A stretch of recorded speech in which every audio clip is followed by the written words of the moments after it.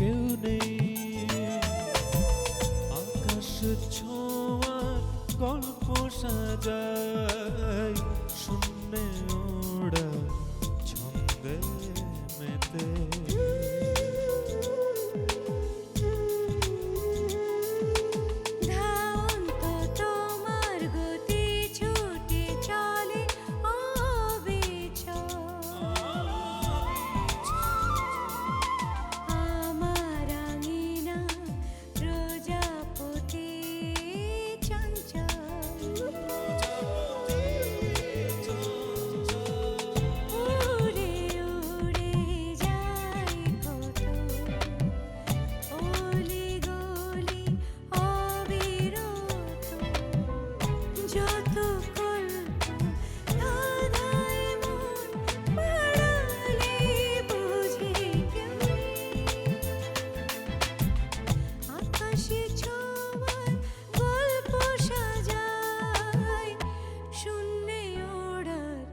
ছন্দে মেতে।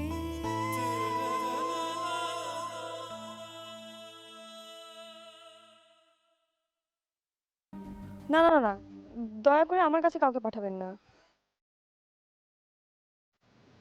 তাহলে তুমি যে একটু আগে বললে? থাকতে বলেছি, তার মানে এই নয় যে আপনাকে কেউ কিছু জিজ্ঞেস করলে আপনারা তাকে আমার কাছে পাঠাবেন। দেখুন, আমি এখানে লেখাপড়া করতে এসেছি, কেউ বারবার এসে আমাকে বিরক্ত করুক এটা আমি চাই না। বিশেষ করে ওই লোকটার সম্পত্তির ব্যাপারে কেউ আমাকে এখানে কিছু জিজ্ঞেস করবে, এটা আমার একদমই সহ্য হবে না। আচ্ছা তাহলে তুমি একটা কাগজে লিখে দাও না দীপা। আশ্চর্য, এতক্ষণ ধরে আমি আপনাদেরকে কি বোঝালাম? পুতুলের সম্পত্তির ব্যাপারে আমি কেন কোনো কিছু লিখিত দেব? বুঝেছি, থাকতে যে দিয়েছো এই ঢের। ঠিক আছে, আমি তোমার কাছে কোনোদিন কাউকে পাঠাবো না।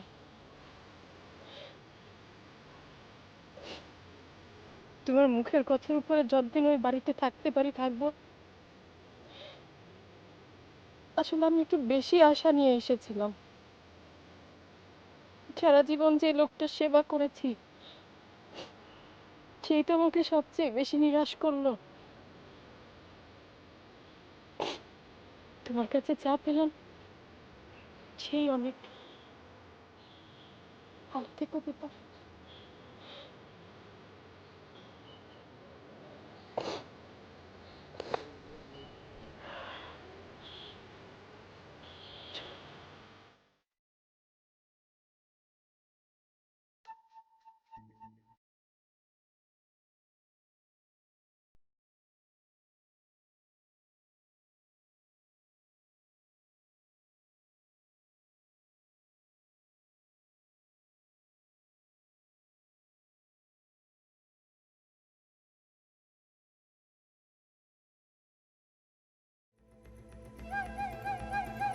ওই ওই নায়িকাটা এদিকে আয়।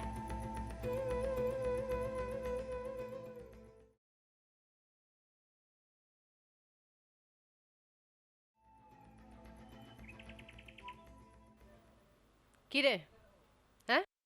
আমি হোস্টেল ছেড়ে দিলাম বলে তোরা কি সব সালাম আদব ছেড়ে দিবি? হ্যাঁ, সালামালাইকুম, আদাব। তা হোস্টেলের খবর কি? ভালো রূপাদি। ভালো? হুম, তোদের হোস্টেলের সুপারিনটেন্ডেন্ট, তোদের আদরের বড় দিদি আমাকে দু চোখে দেখতে পারে না। আমি নাকি একাই পুরো হোস্টেলের পরিবেশ নষ্ট করে ফেলছি। তো আমি তো এখন নেই, পরিবেশ নিশ্চয়ই এখন খুব ভালো।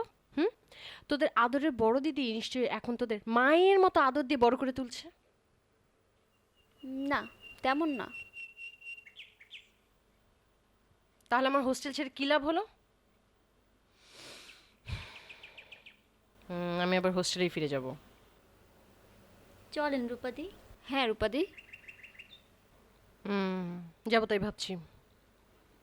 বল, আর হোস্টেলের খবর বল। না, তেমন কোনো খবর নাই।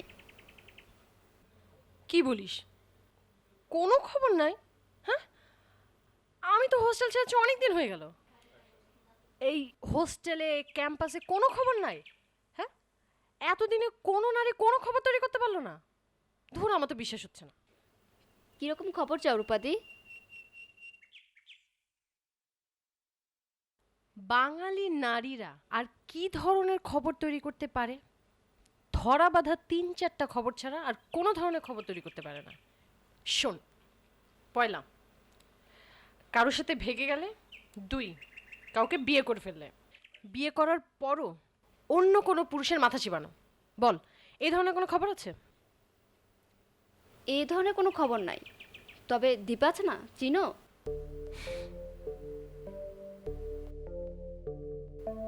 চিনি, ভালো করেই চিনি। তা কি করেছে? কারণ মাথা খেয়েছে?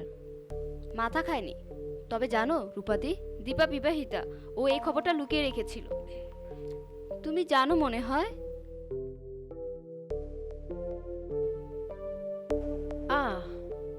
এটা তো আমি আগে থেকেই জানি।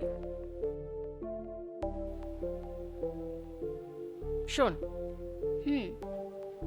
দীপার ভালো নাম হচ্ছে দীপাবলি বন্দ্যোপাধ্যায়, আর দীপার বাবার নাম হচ্ছে কোন একটা মুখোপাধ্যায় হবে।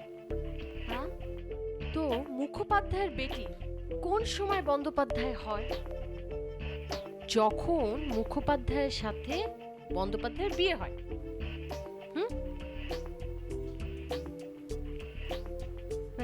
এই মরার হোস্টেলের কি কোনো ভালো খবরও নেই। ধুর, যা ভাগ। আচ্ছা রূপাদি, আসসালামু আলাইকুম। হুম।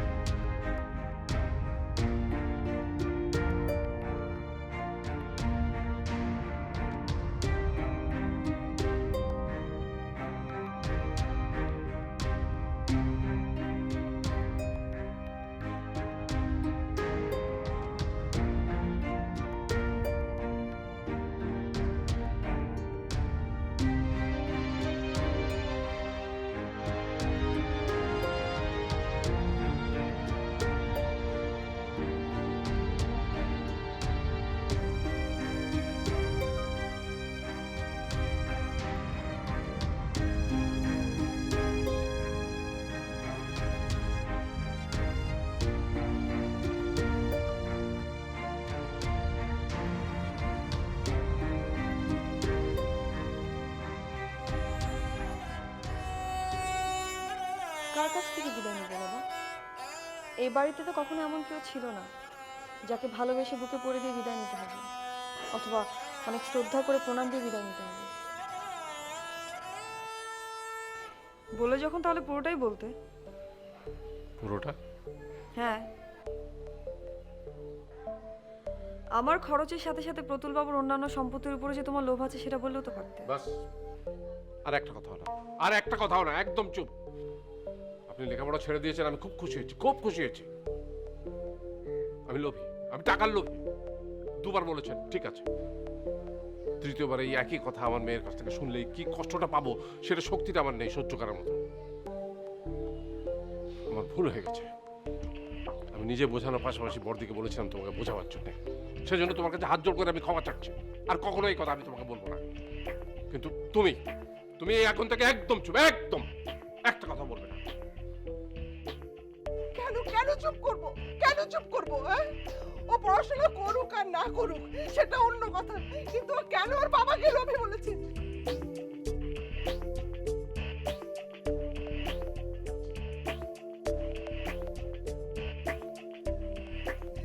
মানুষটা এত কষ্ট করেছে ওর জন্য, তাকেও কেন লোভে বলেছে আমার জানতে হবে। আই, তোর লজ্জা করে না? তোর লজ্জা করে না?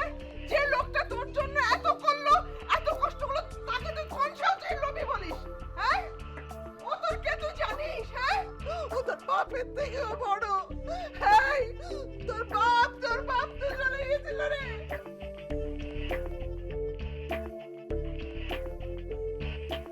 তোর জন্মের পর তো তোর মা মরে গেছিল রে। বোমা, ওসব কথা তুলো না। কেন কেন তুলবো না? আমি না হয় ওর মাসি ছিলাম, কিন্তু ওই মানুষটা তো ওর কেউ ছিল না। ওর বাপ যখন ওকে ছেড়ে চলে গেল, ওই মানুষটা ওকে নিয়ে এসেছিল। ওকে নিয়ে এসে নিজের সন্তানের মতো বড় করেছে। চিটু মিঠু আমার নিজের সন্তান, কিন্তু আমি চিটু মিঠুর চেয়েও ওকে বেশি যত্ন করেছি। কোনোদিন কেউ বোঝেনি ও আপন সন্তান না। কাকু এই কোকিল চালাকে নিজের সন্তান মনে করেছে।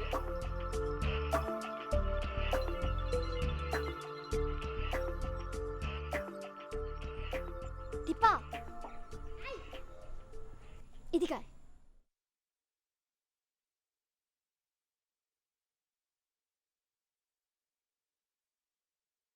কোথায় ছিলি তুই? তোকেই তো খুঁজছি আমি। কেন, কি হয়েছে? আমি তো চলে যাচ্ছি। চলে যাচ্ছিস মানে? তোকে না কালকে রাতে বললাম আমি। তুই সত্যি সত্যি পালিয়ে যাচ্ছিস? যোগু কোথায়? হোস্টেলের পেছনে জঙ্গলে আছে। চল তো।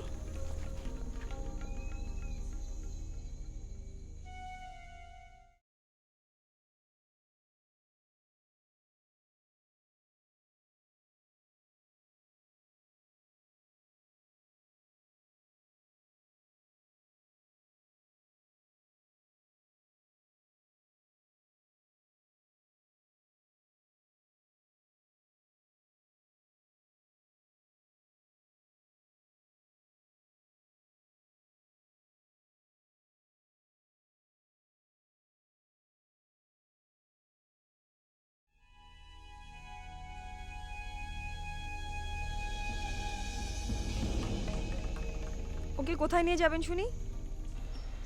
আগে ঠিকানা কাউকে বলা যাবে না।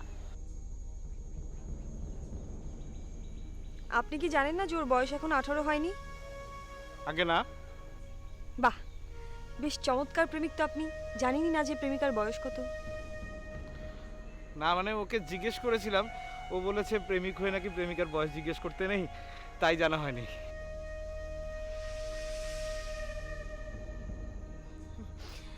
সমস্যা নেই, জানেন না যেহেতু এখন জেনে ফেললেন, কিন্তু এটা তো জানেন যে 18 নিচে মেয়েদের বিয়ে হয় না। আগে আমি জানি না তো। তারপরও বিয়ে করবেন? হায় ভগবান, আপনাকে তো পুলিশে ধরবে। হ্যাঁ, পুলিশ? অপহরণের অপরাধে ধরবে। পেপার পত্রিকা পড়েন না বুঝি? আগে বিশ্বাস করুন, আমারও না একদম বিয়ে করার অভিপ্রায় নেই। মায়ে আমাকে জোর জবরদস্তি প্ররোচিত করছে। আমি তোমাকে জোর করছি? আমি তোমাকে জোর করছি? আই, তুমি না নিজেই বলেছো তুমি আমাকে ছাড়া মরে যাবে। হ্যাঁ তাহলে হ্যাঁ হ্যাঁ, আচ্ছা আচ্ছা আচ্ছা আচ্ছা আচ্ছা, আমি যদি মায়াকে বিয়ে না করতে পারি, তাহলে কি মায়ের পিতা মায়াকে অন্য জায়গায় বিয়ে দিয়ে দিতে পারবে? দিয়ে দিতে পারবে কি? দিয়ে দিতে পারবে মানে কি? তুমি না বললে আমার বাবা বিয়ের আয়োজন করছে? হ্যাঁ, কিন্তু উনি যে বললেন যে 18 বছরের নিচে কোনো মেয়েকে বিয়ে দেওয়া যায় না। ওটা তো আইনের বইয়ে লেখা আছে। আমার বাবা কি ওগুলো জানে? আমার বাবা ওগুলো মানে? হ্যাঁ, কি এক দ্বন্দ্বে বললাম।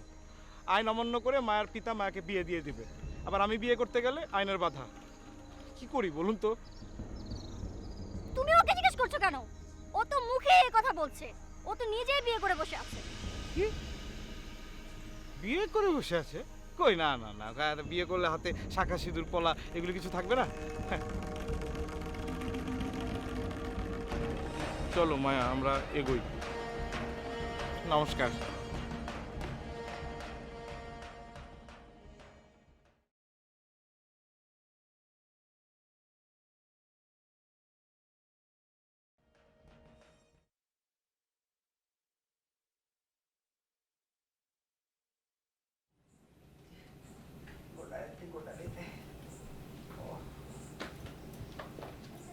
মাঠে গেছিলে? আয় আমার, আয় বোমা, শোনো।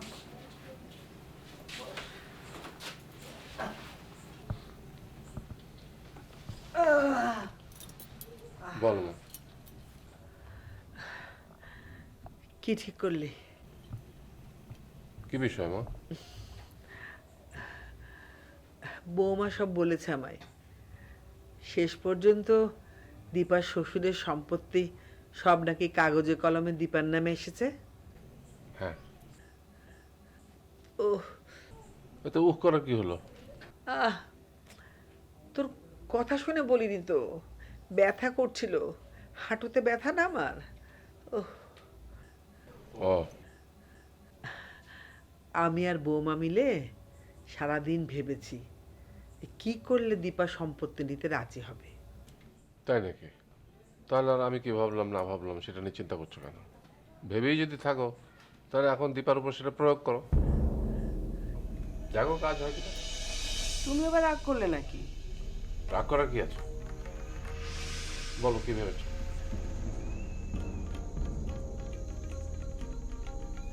বৌমা তুমি বলো। না না মা, আপনি বলেন। তুমি বলো তো। আগে তোমরা ঠিক করো, কে বলবে, তারপর আমাকে ডেকো। মা বলছিলেন মানে সম্পত্তি তোমার নামে লিখে দিলে দীপা তো আপত্তি করবে না। তোমরা না বললে ভেবেছো, আর তোমরা যা ভেবেছো সেটা আমাকে এখন বলতে যাচ্ছ, সেটা শুনে তো আমার এখন রাগ হচ্ছে। মানে রাগ হবে কেন?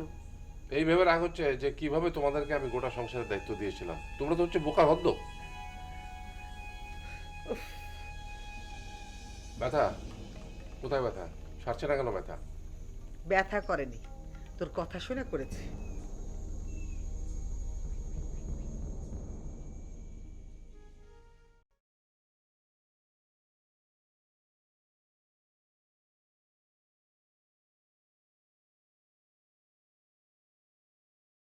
ভালো বন্ধুই ছিলাম, আমাদেরকে বললো না।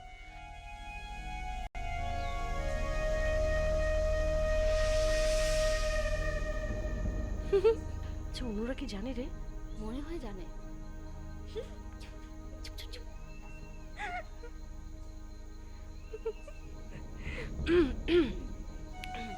এই দেখ না।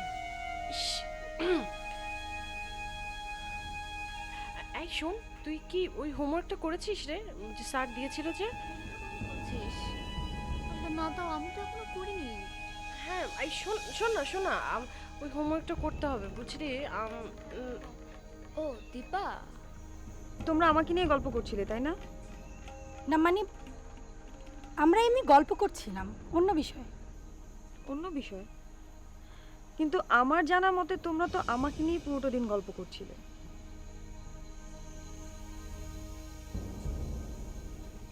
শোনো মা, এই সব কথা শোনার পরে আমি যে এখনো শান্ত হয়ে আছি, আর রাগ হয়েও যে রাগ না হওয়ার ভান করে আছি, তার কারণ কি জানো? তার কারণ হলো আমি আগে থেকেই জানতাম ও কিছুতে রাজি হবে না। তোমরা যা ভেবেছো সেটা বোকার মতো হলেও আমার খুবই আনন্দ হচ্ছে, এত বড় সম্পত্তির মালিক হবো আমি। কিন্তু তা তো সম্ভব না, কি আর করা। মাত্র 10 লাখ টাকা পুতুলের কাছ থেকে নিয়েছিলাম তার লেখাপড়ার জন্য, তাতে আমার মেয়ে আমাকে লোভী বলেছে। আর এই 9-10 কোটি টাকা সম্পত্তি তোমরা যদি বলো আমার নামে লিখে দিতে, তখন সে আমাদের সম্পর্কে কি ভাববে একবার চিন্তা করে দেখো। তাহলে কি সব হাতছাড়া হয়ে যাবে? আচ্ছা, দীপা না নিলে ওগুলো যাবে কোথায়? যাই না, ওকে আরেকবার বলে দেখতে দোষ কি? হ্যাঁ অমর, আমার মনে হয় দীপা সব ভুলে গেছে।